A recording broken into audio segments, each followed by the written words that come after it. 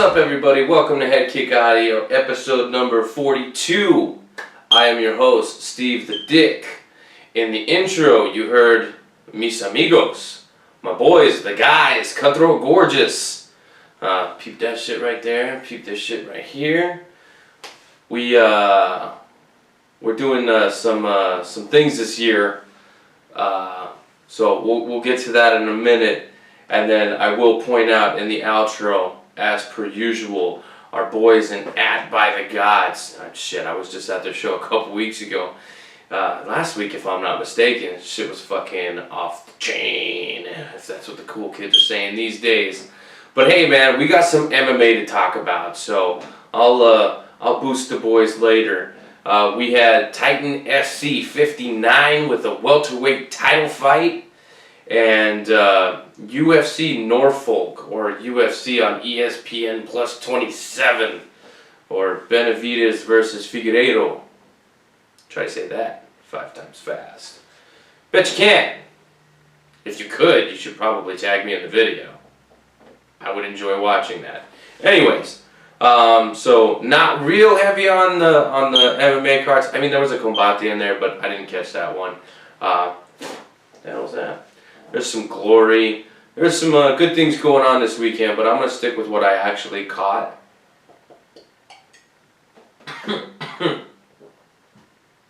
I didn't catch the coronavirus, which is the thing. So, let's go to get to it. Titan FC 59 took place in Fort Lauderdale, Florida at the Extreme Action Park. I want to go there, because that just sounds pretty fucking badass. It was headlined by your welterweight champion, Michael Graves, taking on fellow UFC vet Yuri Velifort. I have a hard time with names. Velifort. We'll just call him that, Velifort. A pretty decent card from Titan.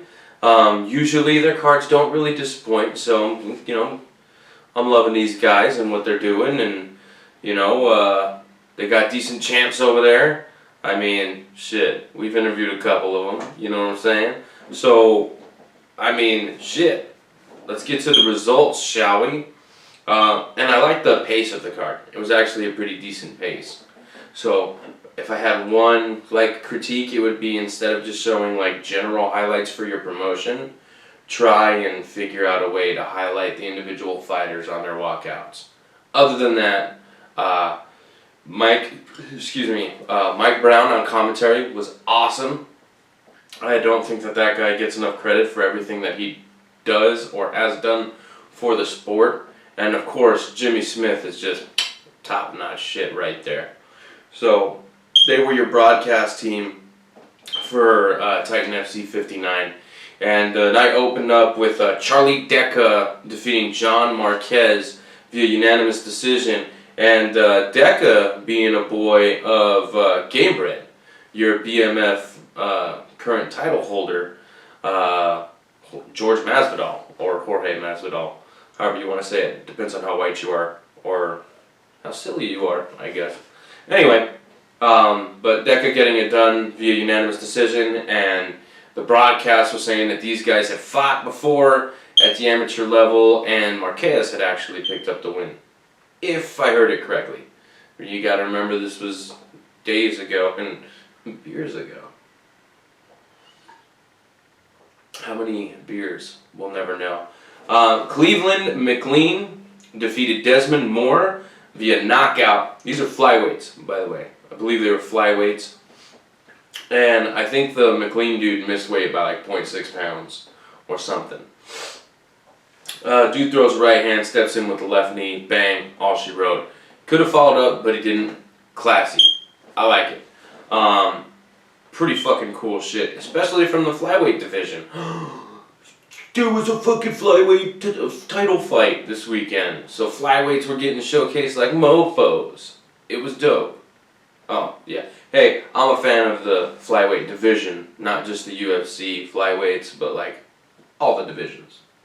Or, sorry, all the promotions, all the divisions, fucking idiot. Anyway, so, yeah, and they're always knocked for never finishing or, not having knockouts. And bam, there you go. Even at the fucking regional level, fucking shit goes down in the flyweight division.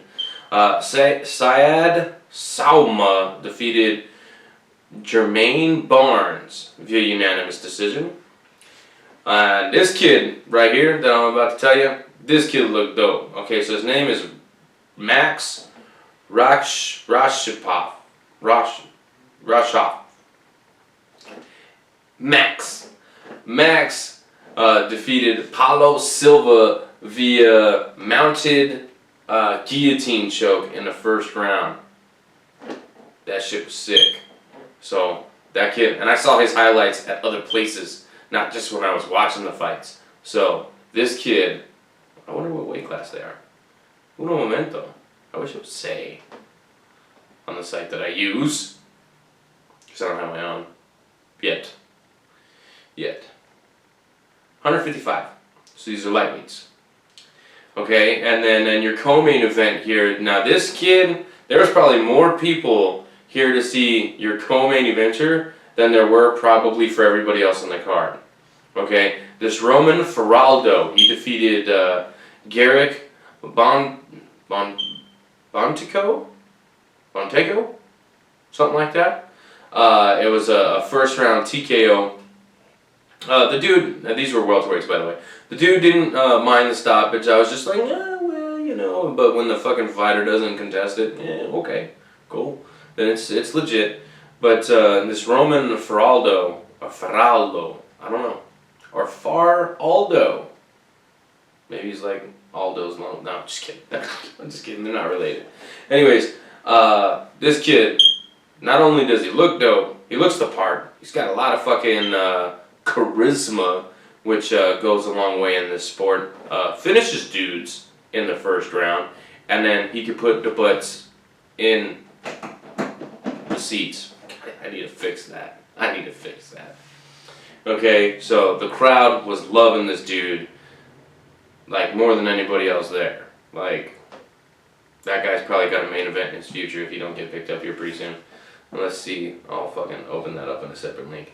And then in your main event, Michael Graves. You might remember him from like the Ultimate Fighter. I believe it was the Black Zillions versus ATT or something like that. When they did the team versus team, or the gym versus gym. There you go. The gym versus gym on the Ultimate Fighter. Obviously he wasn't on the Black Zillions for reasons. He's not black and he's not Brazilian.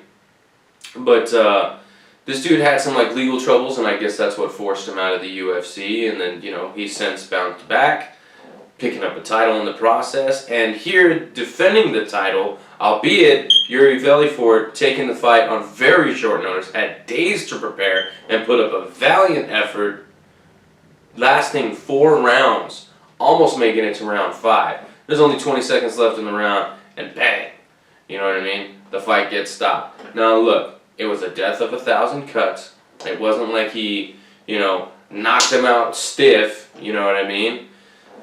But nonetheless, I don't know why I yelled that, sorry. Nonetheless, Michael Graves here gets it done via finish, and Velifort said, hey, I did you a favor taking this fight on short notice.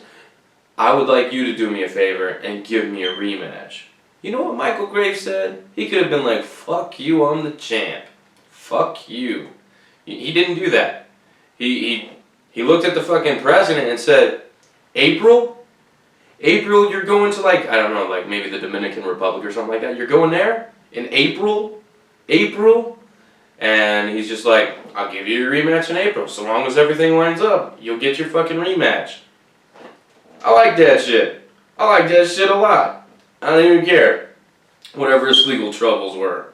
I don't even care. I believe the kid was 2-0, the Feraldo. He was 2-0, now he's 3-0. Right? Wait, are you going to show me? Well, fuck you, buddy. Get out of here then. Anyways, so we're going to get Graves versus Velifort 2 on an upcoming Titan card, which I gotta tell you, both these dudes, pretty fucking slick on the ground. It wasn't a boring fight. It was pretty fucking exciting. I can't wait for the fucking second fight. I really can't. I mean, I'm gonna have to, because, you know, April. But, I mean, shit, that's only...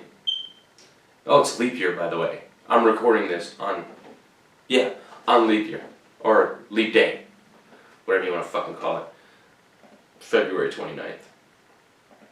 Anyways, so... I can't wait till they run that shit back, because that's gonna be dope. Now... What's on everybody's, the tip of everybody's tongue is what I was trying to fucking say. Jesus, I haven't had enough.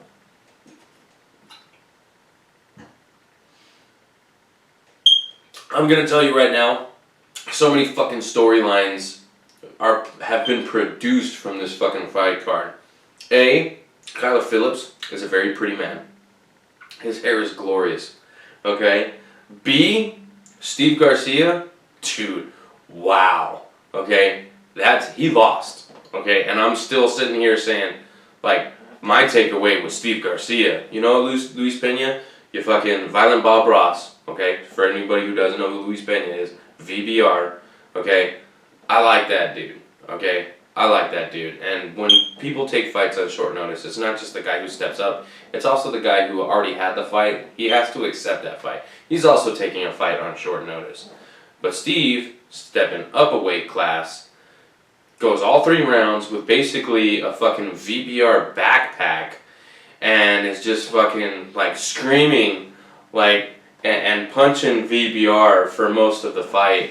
Like, man, I put a tweet out about it, and I was just like, this fucking guy, this is a guy who's trying to steal my heart, son of a gun. Anyway, so you got that. Let's see who else. You can apparently sub people when most of the time they're safe. Okay, there's a potential dispute on how one of the fight or 2 of the fights ended, I should say. Don't play possum. Don't do it.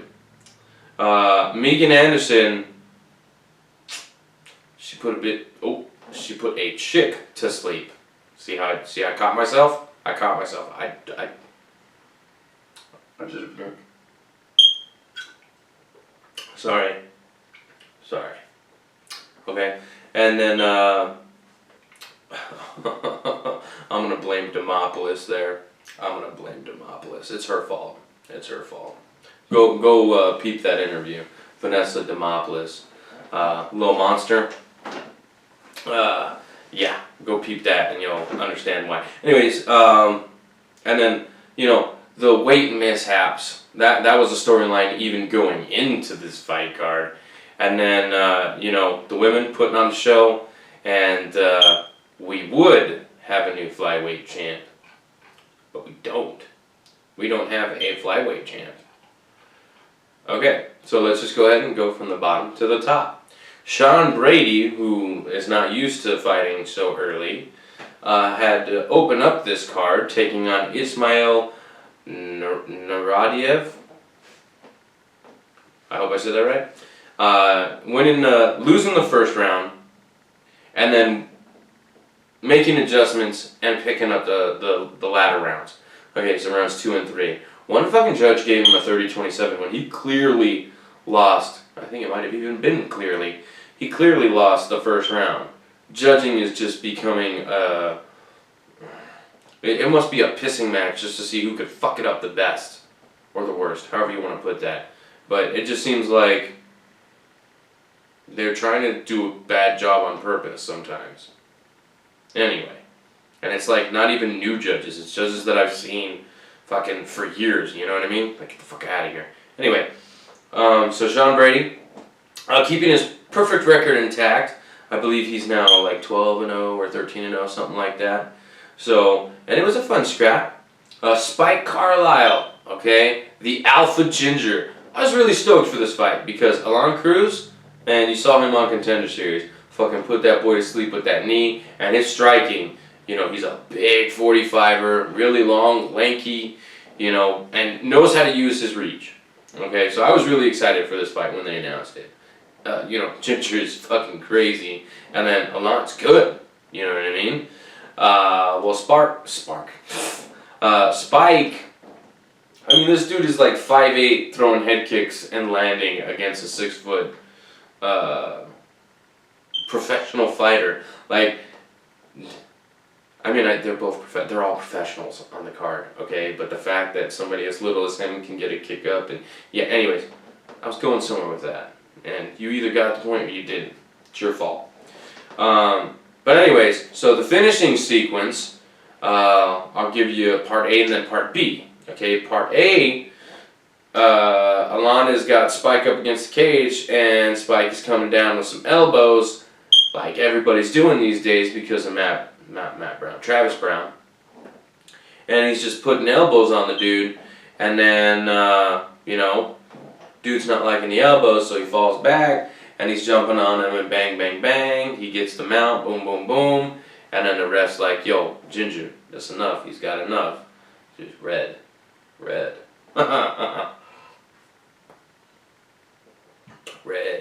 It's just red. Anyway, so there's some hoopla about, maybe there was some illegal blows and maybe there was some intent and yada yada yada. From where I sat, the blows looked legal. Now, I'm not a fucking ref. I don't have the best seat in the house. The ref didn't say anything. Okay, and Cruz's team is saying they're gonna, take it to the fucking, the commission. Commission's not gonna overturn it. They're just not gonna. It rarely ever happens. If they want to try, cool. If they don't want to try, cool. Like, I do not care. You know what I mean? It sucks for Cruz to take the L, but what I would do, I would just take the L and move on. I've done it. I got hit in the back of the head. Just, okay. I lost. It is what it is. Move on. That's just what I did, and what I would do in the future. My 2 cents, okay? But, again, from where I sat, nothing illegal. But yeah, so this guy, I like this guy. Regardless of, what commissions do, I like this guy. And I do like Cruz too, so I mean, fuck. It's tough. It's a tough fight to watch. Jordan Griffin defeated TJ Brown via guillotine choke, and this is where I told you, where I was trying to tell you that, you're not always safe from a submission when you think you're in that, okay, if I get over to this side, I'm safe. No. Griffin put TJ Brown to sleep, and Brown looked great. He was controlling the fight from basically the opening bell. I mean, he got tagged in the beginning, but other than that, like a couple, missteps, I guess I'd call it, he looked great. And then, he did everything right, it just didn't work.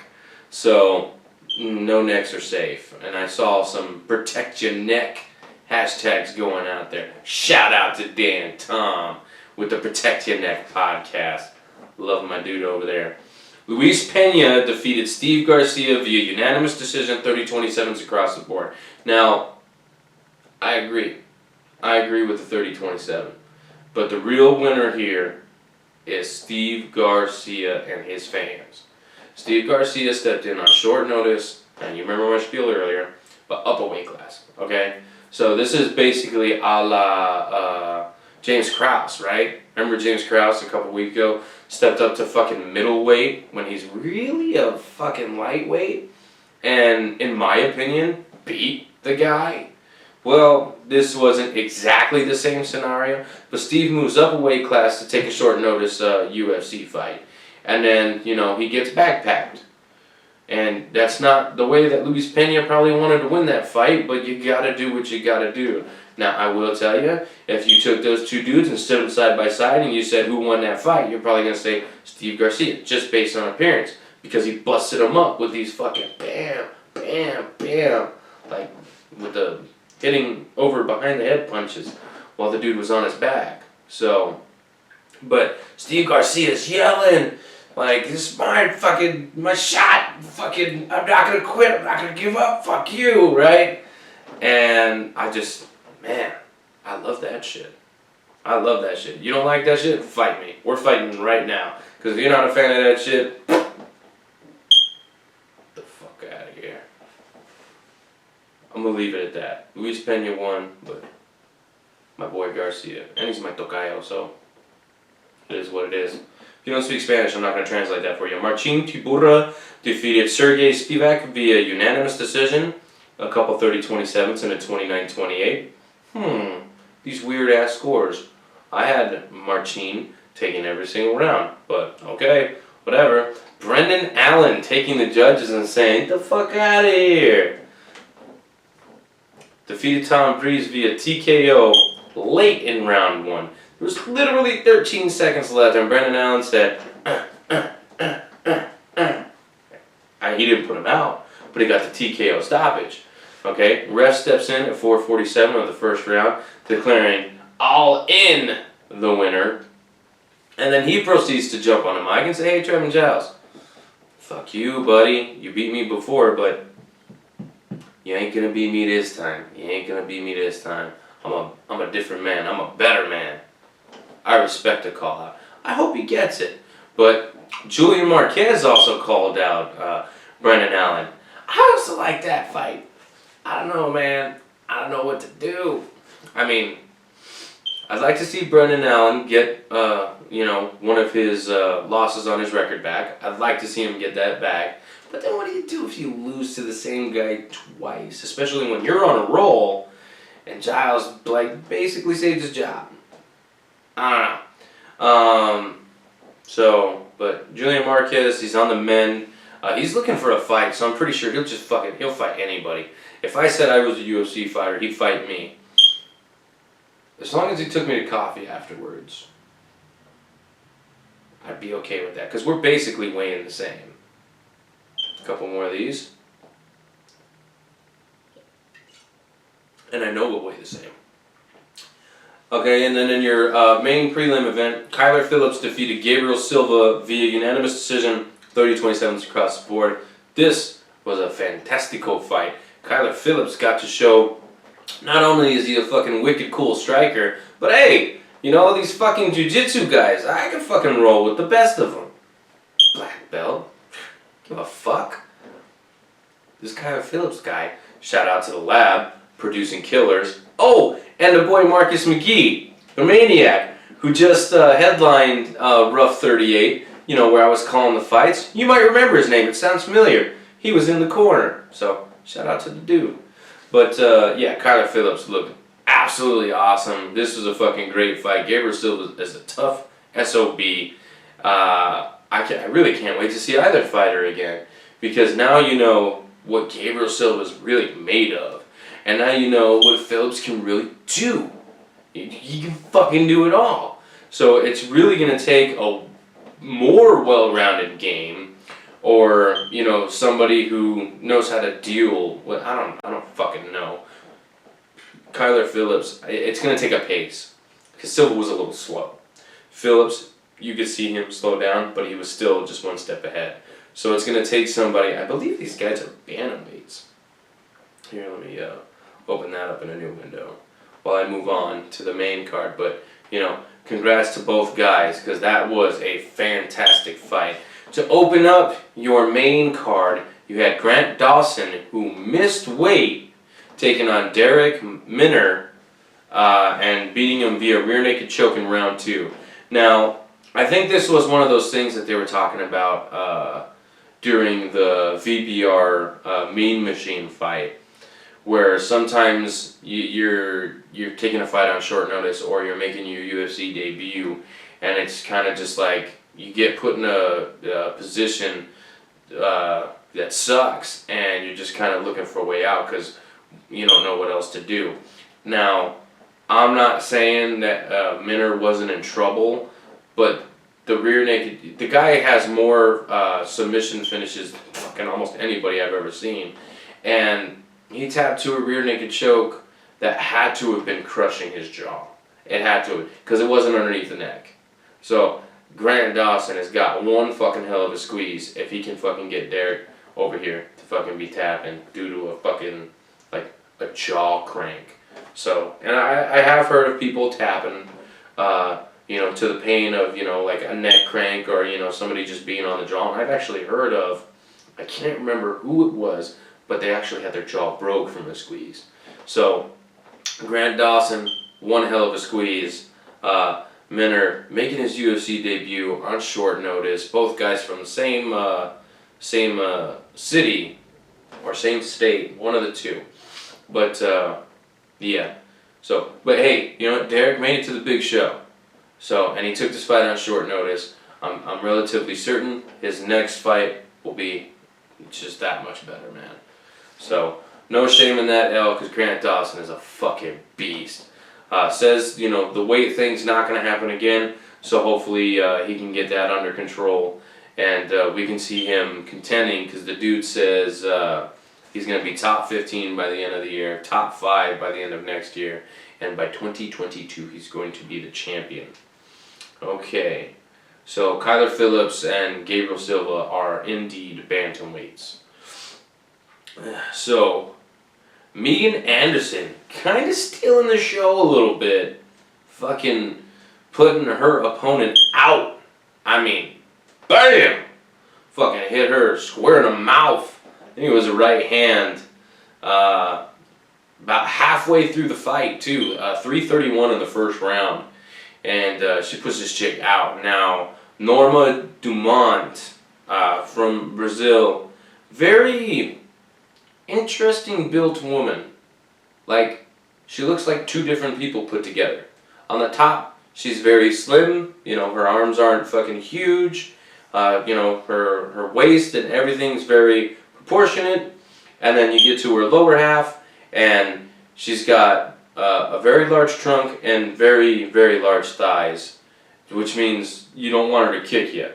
So I thought the build, if anything, was going to kind of not like worry Megan Anderson, but kind of give her a lot to think about, right?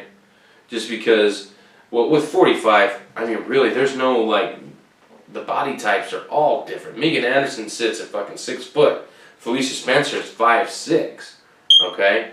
So, I mean, the women's featherweight division's all over the place. I thought it would give her some trouble, and apparently fucking not, because she put her out. Boom. Like that. Out. So, good fight for Megan Anderson. She's now on a 2-fight win streak. And this card had like kind of like a women's featherweight, what do you call it? Like a Grand Prix, Grand Prix, but like a tournament of sorts. Remember how they, I don't know if you guys remember it a few years ago, but they kind of did this, and let's see where we're at with time, if I have this tangent available. Nope, I do not. Okay, tangent will have to go. Before it even gets started, Magomed Ankliov and Ion Cutelaba, the fight goes absolutely nowhere because Cutelaba was playing possum. Kevin McDonald had no idea, and he stops the fight via knockout. I don't know why. This weird outcome. Felicia Spencer defeating Zara Fern via TKO punches. I think there was some damage to the eye, and that's really what got her to turtle up and, you know, kind of lose there. And then in your main event, I'll just keep it short and simple. Deiveson Figueiredo and Joesph Benavidez clashed heads moments before the finishing sequence where Deiveson Figueiredo knocked out Joesph Benavidez, Obi-Wan Kenobi, knocked him out in round 2, just 2 minutes into the round. So Deiveson Figueiredo, had he made weight, would be your new flyweight champion. Unfortunately, he did not do so. There was a clash of heads, so there is, you know, it was Benavidez' fault that it happened, but it did happen. So just knockout come after that if that never happened. You know what I mean? So I'm okay with an immediate rematch. I'm also okay with Deiveson Figueiredo waiting out the fights. I think it's like next month or something, where Jussier is fighting the baby assassin, or sorry, the assassin baby, not the baby assassin. Holy shit. Anyway, so I'm cool with either or. Of course, I'd rather see Joby get redemption, but it would also be his 4th fucking title shot. I don't know how fucking giving everybody's going to be feeling towards Benavidez, but I fucking love the guy. So it really sucks. I'd have a whole lot more to say had he won. I don't really know a whole lot about Deiveson Figueiredo other than he's good. Okay, he missed weight and that sucks. Very unprofessional, but the guy is very good. He's got a solid chin. Would that chin really be there though if he had fucking cut the extra 2.5 pounds? I don't think so. Anyway, he made the choice not to cut. He made the choice not to cut, and I think that that was a mistake. I think that they should have made him cut or just not done the fight. Anyway, my 2 cents, doesn't fucking matter. And then one thing we haven't done in a hot minute is go over bonuses. I literally have a couple seconds to tell you. So your bonuses are Kyler Phillips and Gabriel Silva taking home fight of the night. Megan Anderson taking home performance of the night for her knockout of Dumont, and Jordan Griffin for his sub of Downtown Brown. So those are your performance bonuses. Now remember, in the outro, you're going to have By the Gods, because in the intro, it was me and my boys, Cutthroat Gorgeous. We're playing with War of Ages, Convictions, and Dens over at the Edge Bar in Tucson, Arizona, March 14th. So for the next couple weeks, it's going to be all about me, baby. So until next time, head kick. Adios. See ya.